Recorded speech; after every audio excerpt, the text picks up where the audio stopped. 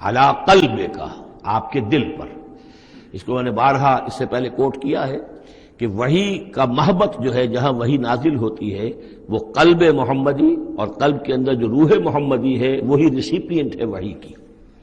ہمارا جو انسانی علم ہے، ایکوائرڈ نالج، وہ سمع بصر حواس خمسہ کے ذریعے سے جو معلومات ملتی ہیں انہیں یہ فؤاد، یہ کمپیوٹر، یہ ان کو پروسیس کرتا ہے، اس سے ہمارا علم بڑھ رہا ہے۔ ایک علم وہ ہے جو براہ راست قلب کے اوپر آتا ہے فرشتے کے ذریعے سے، یہ القاء، الہام، عام انسانوں کے لیے بھی رویا صادقہ، سچا خواب کبھی دکھا دیا اللہ نے، جو واقعہ ابھی ہونے والا ہے وہ آپ نے دیکھ لیا۔ وہ کہاں سے دیکھ لیا؟ کسی آنکھ نے نہیں دیکھا ہے وہ، بلکہ یہ کہ وہ در حقیقت وہ اس قلب کے اوپر وارد کیا گیا ہے۔ تو یہ جو ہے یہ وحی، یہ ہے ریویل نالج، اور اس کی ایک شکل وہ ہے جو محفوظ ہوتی ہے، جو فرشتے کے ذریعے سے آتی ہے، جس کی حفاظت کا پورا بندوبست ہوتا ہے، جس میں شیاطین کی کوئی دخل اندازی نہیں ہو سکتی، وہ صرف انبیاء کے لیے تھی۔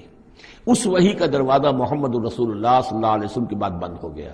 البتہ الہام، رویا، کشف، یہ چیزیں اب بھی ہیں، لیکن یہ حجت نہیں ہے دین میں۔ دین میں حجت قرآن اور سنت، باقی کوئی شے حجت نہیں ہے۔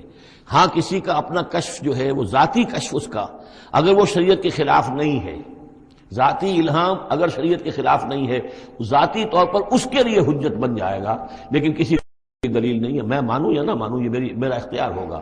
آپ کا کشف جو ہے میرے لیے دلیل نہیں ہے، میرا کشف آپ کے لیے دلیل نہیں ہے۔ البتہ یہ قرآن دلیل ہے اور سنت رسول دلیل ہے۔ نزل بہ الروح الامین علی قلبک لتکون من المنذرین، تاکہ آپ بن جائیں خبردار کرنے والوں میں۔